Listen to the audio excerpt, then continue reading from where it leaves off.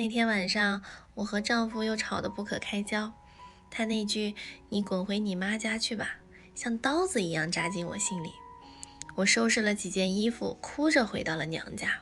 推开家门的那一刻，熟悉的饭菜香扑面而来，可我的心却乱成一团。妈妈笑着说：回来就好。弟弟小龙却坐在餐桌旁，冷冷地瞥了我一眼。那一刻，我强颜欢笑，装作什么都没发生，心里却在想，我这个当姐姐的怎么突然变成了外人。饭桌上气氛诡异，我夹起妈妈做的汉堡肉，故意夸张地说：哇，好好吃，妈妈，你这次放了番茄酱吧？小龙却阴阳怪气地接话：姐姐不是有老公吗？干嘛回来吃我们家的饭？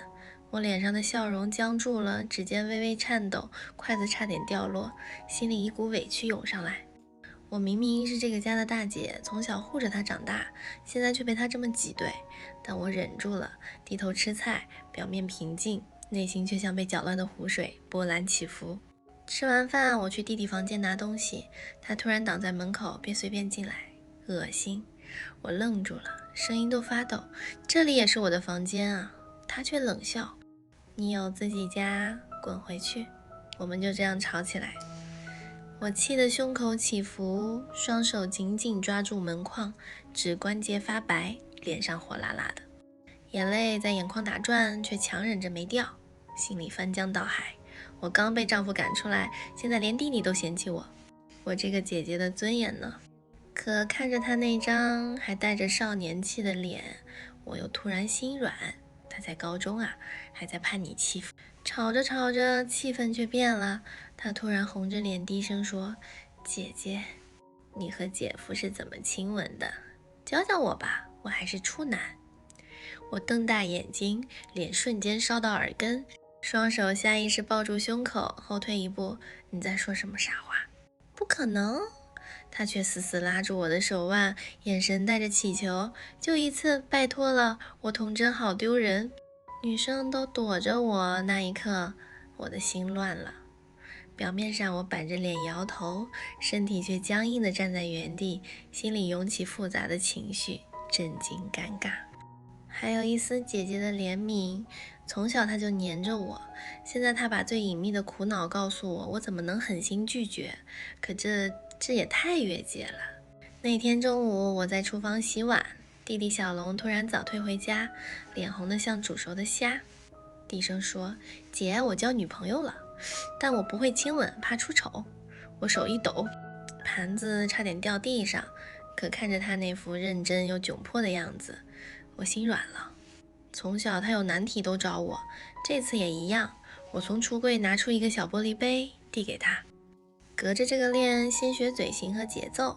我示范给他看，玻璃冰凉，他的呼吸却热热的透过来，我脸颊开始发烫，心里默念，只是教技巧没什么。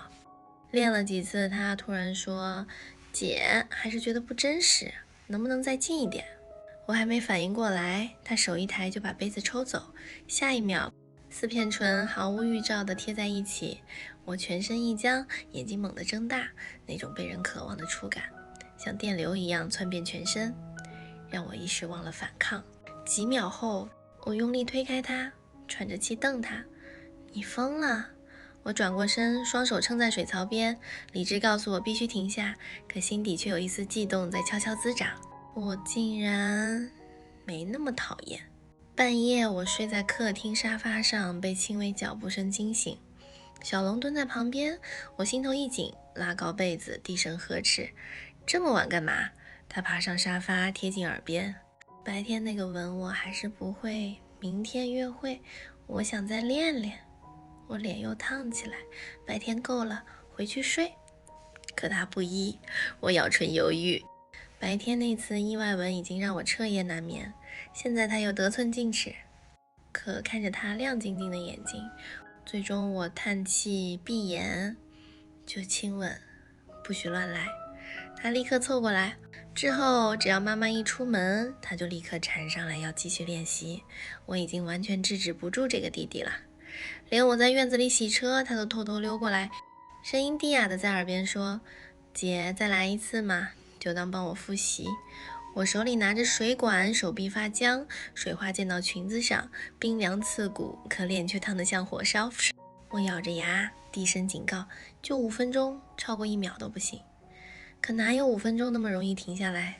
他的手越来越大胆，我慌乱中推开他，喘着气找借口：我得去清扫浴室了。说完就逃也似的跑进屋，他就像影子一样跟了进来，眼神又热又执拗。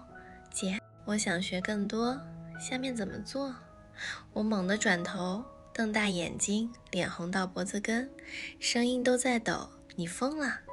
那是乱伦，我们怎么能……话音未落，他已经扑了过来，我的脑子轰的一声像炸开一样，理智瞬间崩盘，双手从推拒变成无力的垂落，身体慢慢软下来，任由他一点点瓦解我的防线。